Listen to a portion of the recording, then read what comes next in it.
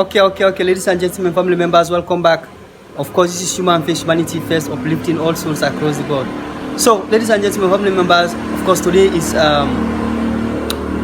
Monday, the 24th of October, 2022. So, today, of course, we are on the hate series. Like I always say, what prompts or what urges or what causes narcissist character assassins to do that diabolic work, that devilish acts, is as a result of hate. It's as a result of hate, jealousy, and envy. So it is but prudent that we fix this thing. We try to understand what hate is. We try to discourage people from hating one another, from hating a fellow human being. So we are on the hate series. Yesterday we did Muhammad Ali's. If you haven't watched it yet, please go and watch that video. How Muhammad Ali, the 3-time world heavyweight champion, former world heavyweight champion, fought hate.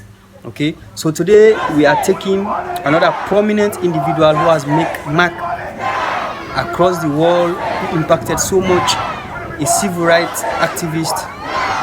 He is no less a person but Martin Luther King Jr. So today we are delving into how Martin Luther King Jr. fought hate, how he also fought hate, just like Muhammad Ali. Okay, Martin Luther King Jr. also fought it. So this is how we are going to do the series. We are going to take prominent people and discuss how they fought hate, how they transform people's life through their intelligence, through their activism, and their different magnanimous and generous ways. Okay, how they were able to use their position, their intelligence to help people, to transform people's life.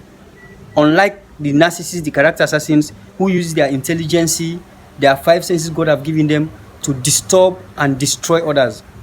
Muhammad Ali, Martin Luther King Jr., and other prominent people use their 5 senses, their intelligence, to redeem people from hardship, from slavery, from captivity, and what have you. Okay, so that is the same thing we should also do. So without much ado, ladies and gentlemen, let's go straight to the today's story. How Martin Luther King Jr. fought hate. On October 14, 1964, King won the Nobel Peace Prize for combating racial inequality through nonviolent resistance. In 1965, he helped organize 2 of the 3 Selma to Montgomery marches. In his final years, he expanded his focus to include opposition towards poverty, capitalism, the Vietnam War. He even planned 1968 a massive campaign called the Poor Man Campaign. King participated in and led marches for the right to vote, desegregation, labor rights, and other civil rights. He oversaw the 1955 Montgomery bus boycott and later became the first president of the Southern Christian Leadership Conference, SCLC. As president of the SCLC, he led the successful Alabama movement in Alabama, Georgia, and helped organize some of the non-violent 1963 protests in Birmingham, Alabama. King was one of the leaders of the 1963 March on Washington, where he delivered his I Have a Dream speech on the steps of the Lincoln Memorial. The Civil Rights Movement achieved pivotal legislative gains in the Civil Rights Act of 1964, Voting Rights Act of 1965, and the Housing Act of 1968. The SCLC put into practice tactics of non-violent protest, with some success of strategically choosing the methods and practices in which protests were carried out. In 1967, King, Ralph Alabanati, Fred Shuttleworth, Joseph Lowry, and other civil rights activists founded the Southern Christian Leadership Conference, SCLC. The group was created to harness the moral authority and organizing power of black churches to conduct non-violent protests in the service of civil rights reforms. The group was inspired by the crusade of evangelist Billy Graham, who befriended King, as well as the national organizing of the group in friendship, founded by King founded by King's allies Stanley Leverson and Ella Baker. King led the SCLC until his demise.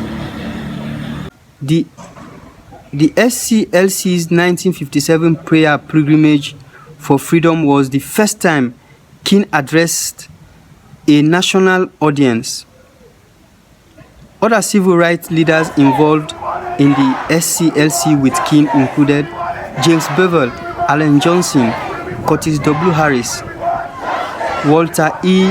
Fauntroy, C.T. Vivian, Andrew Young, the Freedom Singers, Cleveland Robinson, Randolph Blackwell, Annie Bell Robinson, Charles Kenzie Steele, Alfred Daniel, William King, Benjamin Hooks, Aaron Henry, and Bayard Rustin. On the 28th August 1963, King delivered a 17-minute speech, later known as I Have a Dream. In the speech's most famous passage, in which he departed from his prepared text, possibly at the prompting of Mahalia Jackson, who shouted behind him, "Tell them about the dream." King said, "I say to you today, my friends, so even though we face the difficulties of today and tomorrow, I still have a dream. It is a dream deeply rooted in the American dream. I have a dream that one day this nation will rise up and live out the true meaning of its creed. We hold this truth to be self-evident that all men are created equal.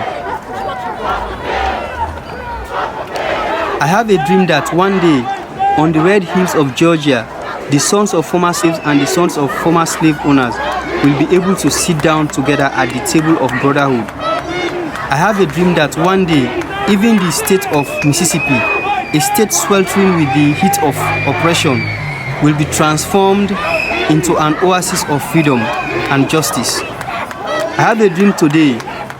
I have a dream that one day, down in Alabama, with its vicious racist, with its governors having his lips dripping with the words of interposition and nullification, one day, right there in Alabama, little black boys and black girls will be able to join hands with little white boys and white girls as sisters and brothers. I have a dream today. So, ladies and gentlemen, family members, I know everybody is busy, everybody has a tight schedule. This is just the summary of how Martin Luther King Jr.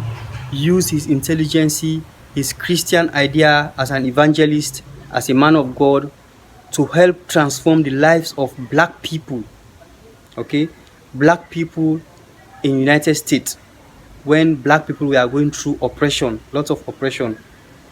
He was able to galvanize support.